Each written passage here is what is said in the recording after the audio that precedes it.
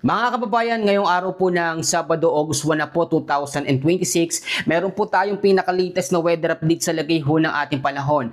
Ang minomonitor ho natin kahapon na low pressure area ay naging isang ganap na po na tropical depression o mahinang bagyo sa forecast po ng Japan Meteorological Agency.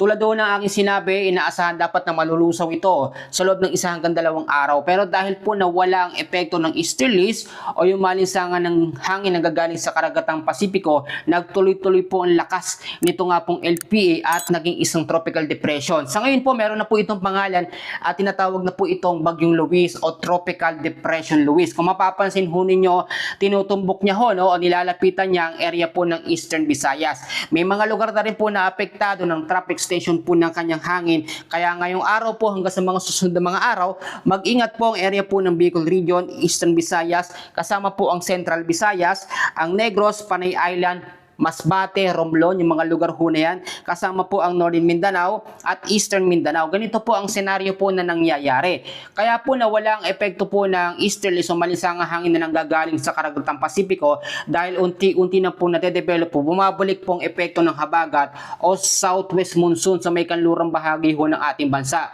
Kung titignan nyo, no, ito po sa may bandang silangan ng ating bansa, dyan po manggagaling o dyan po lilitaw, ito nga pong Super Typhoon Dolphin. Ang isa pa sa ating minomonitor, binabantayan ngayon, ito pong Super Typhoon Dolphin. Ano ba ang magiging epekto nito? At ito ba talaga ay maglalandfall o papasok sa ating PAR? Ito po, no, sa inilabas po ng Pag-asa na tropical cyclone threat potential po, inaasahan po first week hanggang second week po ng August, simula po August 5 hanggang August 10, inaasahan po ang paglapit nito sa ating Philippine Area of Responsibility. Bagamat hindi naman siya nakikitang maglalandfall sa ating Philippine landmass o sa kalupaan ng ating bansa, palalakasin naman po ng Super Typhoon Dolphin ito pong habagat o southwest monsoon sa may kanlurang bahagi ho ng ating bansa. Kaya naman po, no, ang malaking bahagi ho ng Ilocos Region, Central Luzon, ilang bahagi ho ng Metro Manila, kasama po ang Calabarzon ng Mimaropa, Bicol Region, kasama rin po ang Western Visayas at Western Mindanao,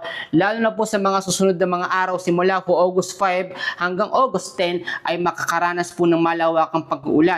So yung mga natitirang araw natin ngayon, kailangan maging handa po tayo. Kahit wala pa po ang epekto po ng mas lalakas na habagat o enhanced habagat, sa nalalabing bahagi ng Luzon, Visayas at Mindanao, meron naman tayong mga localized thunderstorms. At ang localized thunderstorms po natin, may dalawang kategorya. Meron hong mahina at meron pong malakas.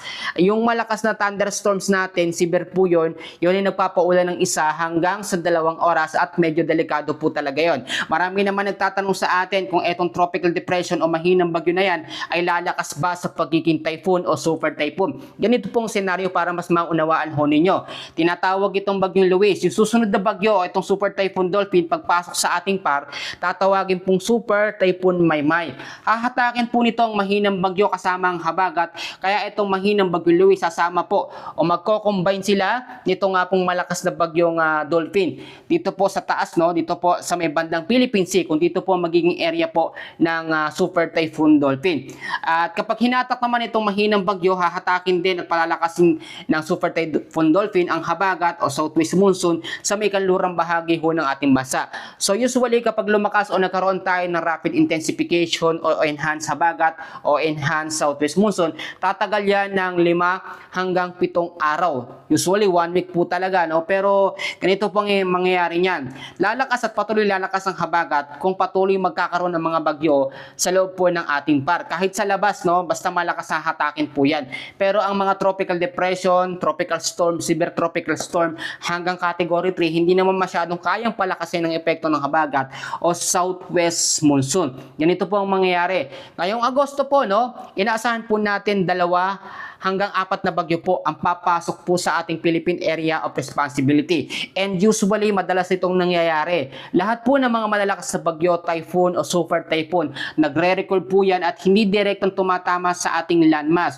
Yung mga mahihinang bagyo from LPA, tropical depression, tropical storm hanggang severe tropical storm, karaniwan po yan tumatawid. So, ang magiging direction po nito, kung sakasakaling walang hahatak sa kanya, dito po sa Eastern Visayas, tatawid po, no, sa may kalurang bahagi ho ng ng ating bansa. Pero ang senaryo ngayon, pag mabilis na lumapit po ang Super Typhoon Dolphin, hahatakin po niya itong mahina bagyo at hindi na po yan magkakaroon ng landfall scenario sa ating pong Philippine landmass. Kailangan po natin mag-ingat dahil may iba't ibang kategorya po o kategory ang mga bagyo. Merong tropical depression, tropical storm, merong severe tropical storm, merong typhoon at super typhoon category hanggang category 5 po tayo.